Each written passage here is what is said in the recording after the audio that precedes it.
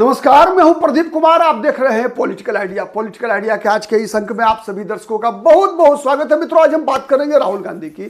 राहुल गांधी के बारे में कल भी अखिलेश यादव, उत्तर प्रदेश के पूर्व मुख्यमंत्री, समाजवादी पार्टी के प्रमुख, कोलकाता जाकर 2 दिन पहले क्या बोलते हैं। वहां जाकर बोलते हैं कि नरेंद्र मोदी के मुकाबले यदि सबसे ज्यादा बेहतर और सबसे लोकप्रिय कोई ऐसा चेहरा है देश के अंदर जो नरेंद्र मोदी का मुकाबला कर रहा है तो वो ममता बनर्जी है। जबकि जनता का मूड, जनता के बीच किया गया सर्वेक्षण ऐसा नहीं बताता। जनता का मूड बता रहा है कि नरेंद्र मोदी को अगर कोई भी देश की राजनीति में प्रधानमंत्री पद की उम्मीदवारी के मामले में कोई चुनौती दे सकता है तो वो चुनौती केवल राहुल गांधी से मिल सकती है, न कि ममता बनर्जी से।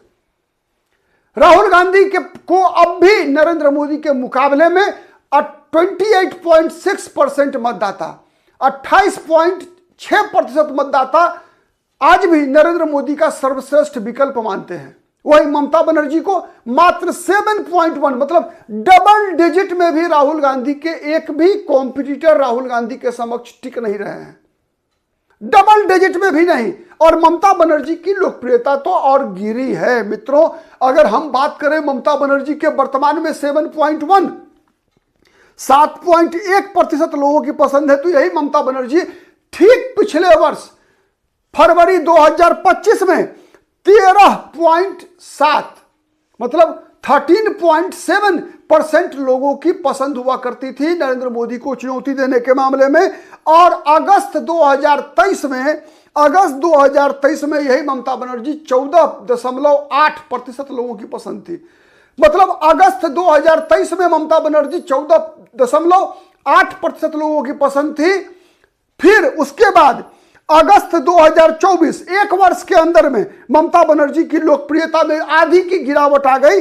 फिर बढ़ी फरवरी 2025 में ममता बनर्जी को 13.7% लोगों ने अपना एक बेहतर विकल्प, नरेंद्र मोदी के समक्ष सर्वश्रेष्ठ विकल्प के रूप में चुना। वही वर्तमान में जब पश्चिम बंगाल में विधानसभा के चुनाव होने हैं, ममता बनर्जी मुख्यमंत्री पद की उम्मीदवार के रूप में चौथी बार भाग्य आजमा रही है।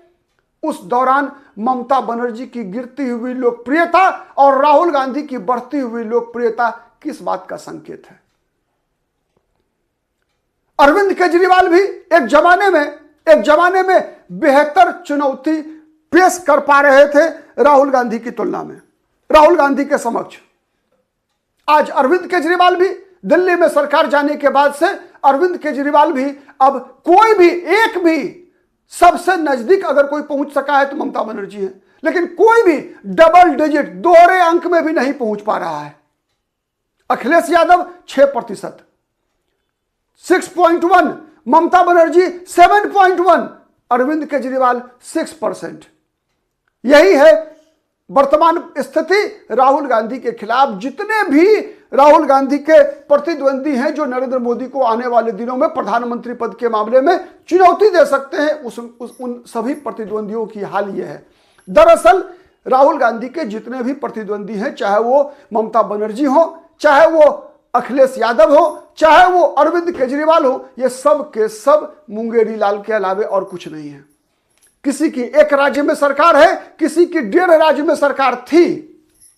अरविंद केजरीवाल की थी 1.5 राज्यों में, पंजाब में और आधा राज्य दिल्ली, चूंकि केंद्र से आज भी माने जो राष्ट्रीय राजधानी क्षेत्र है उसमें पूरे अधिकार नहीं होते राज्य का।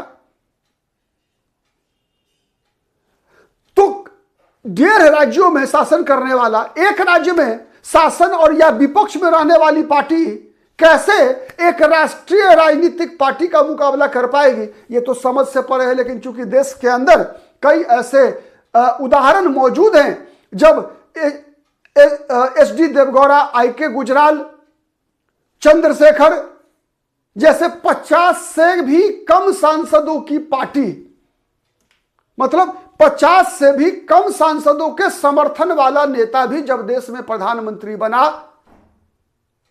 तो कई ऐसे नेता, ममता बनर्जी, अरविंद केजरीवाल, अखिलेश यादव जैसे लोगों को लग जाता है कि भाई वो भी नरेंद्र मोदी के सामने प्रधानमंत्री पद का उम्मीदवार बन सकते हैं। नंबर 1।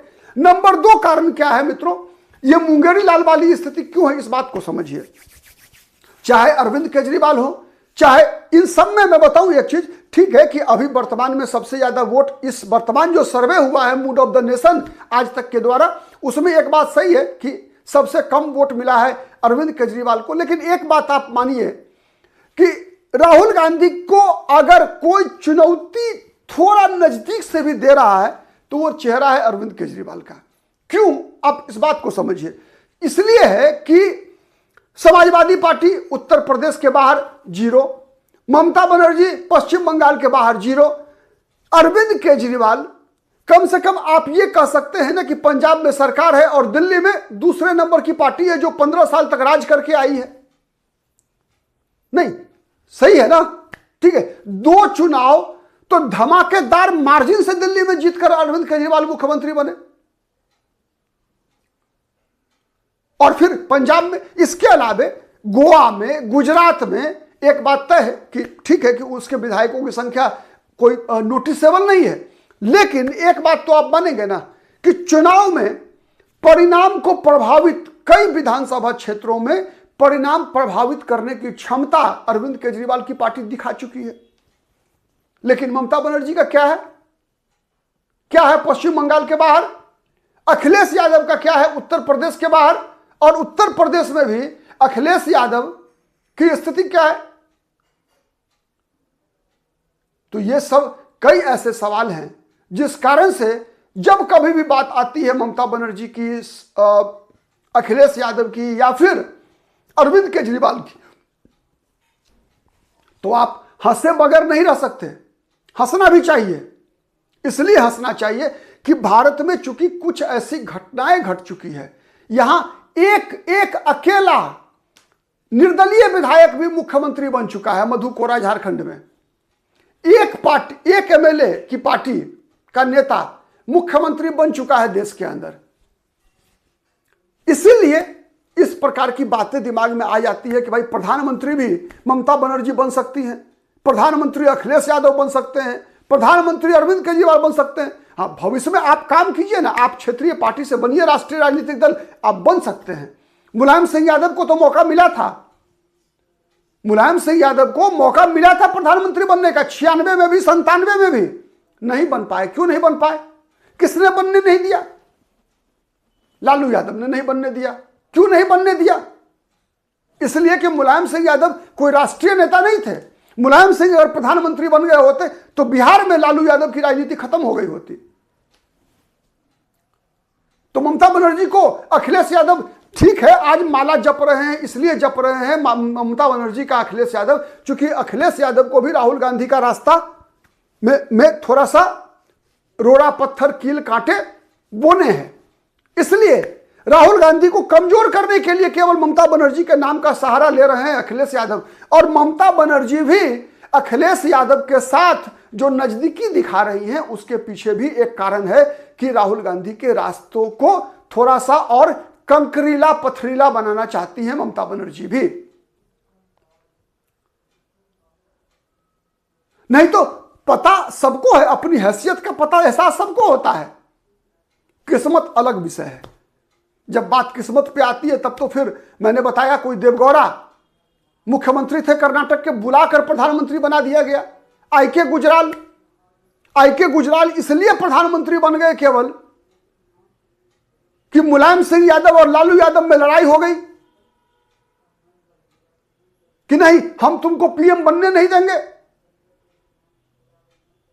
और यही है राजनीति, देख लीजिए आज ये दोनों परिवार, लालू परिवार, मुलायम यादव के परिवार, इस देश में भारत में यादवों का सबसे बड़ा नेता है ना।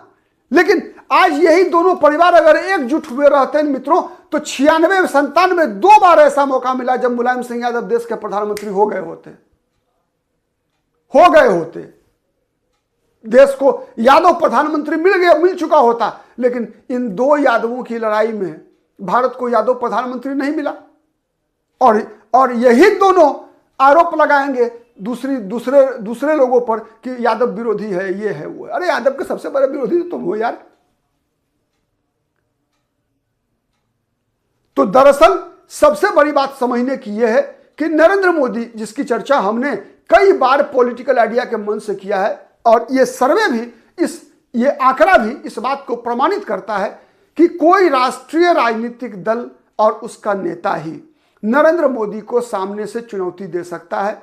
कोई छत्रप नरेंद्र मोदी नाम के इस राजनीतिक प्राणी, जो महाप्राणी है देश में, उसे चुनौती देना संभव नहीं है।